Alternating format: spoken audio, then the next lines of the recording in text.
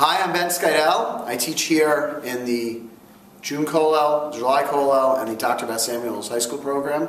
This week's Parsha is Parashat Titzaveh.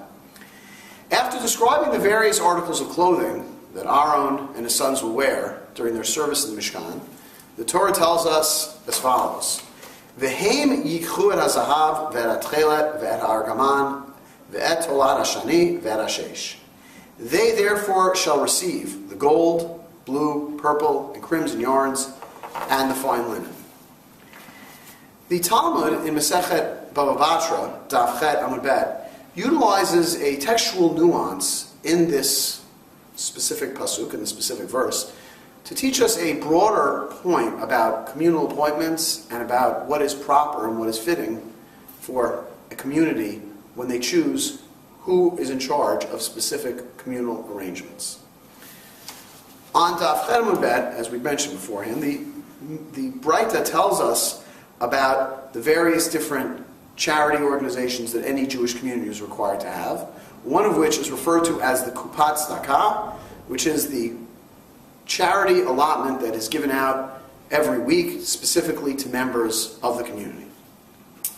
And there the Breita says, Tana Rabbanan, Kupa shel Tzedakah nigveit b'shtayim, u'michaleket b'shlosha. This type of charity is collected by two members of the community, duly appointed, and is divided by three.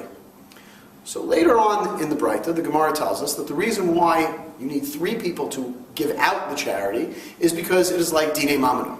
It is like any other type of judgment having to do with financial matters. And therefore, just as you would need a Beit Din, a court of three, to decide a financial dispute, so too in giving out the communal funds for charity, you need three people. The question the Gemara asks, though, is why do you need two people to collect the charity? And there the Gemara says later on, Amar Rav Nachman says, Amar Krad, that the Torah tells us, V'heim yichu et hazahav. The aforementioned pasuk in this week's parsha, and they in the plural, will receive the gold. And therefore the Gemara continues, She'ein osin srarot ala tzibur pacho mishnayim.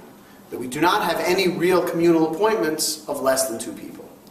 Now the question comes up, why is it that you need two people for communal appointments? Why is it that you can't have just one person in charge of any of these communal functions?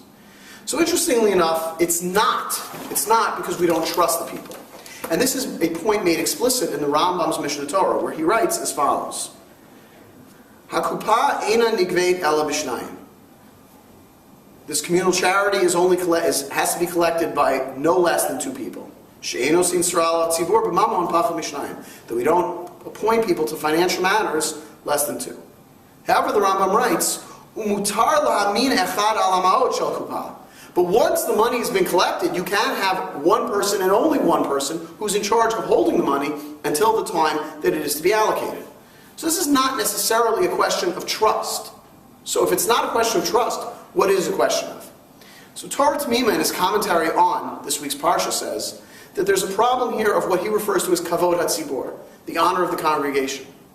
Meaning that it is not proper or fitting for a community to have one person lord over them, with no sense of checks and balance, and no one that they're accountable to. And therefore, Torah Tamima says, rather than it be a question of whether we can really trust one person with communal money, the question is do we want to have a community where one person and only one person has that type of unmitigated power? That is Torah Tamima's answer. I would probably suggest another one, which is not necessarily not in consonance with Torah Tamima, but maybe an offshoot of what he's saying.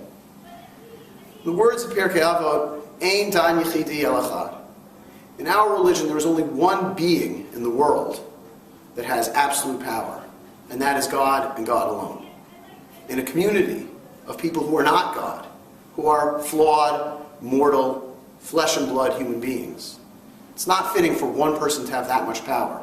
And therefore, the rule that we learn in this week's Parsha is not only a rule of how a community best functions, but really the theological implication of the Torah that teaches us that there is only one God and that human beings are not God himself. Shabbat Shalom.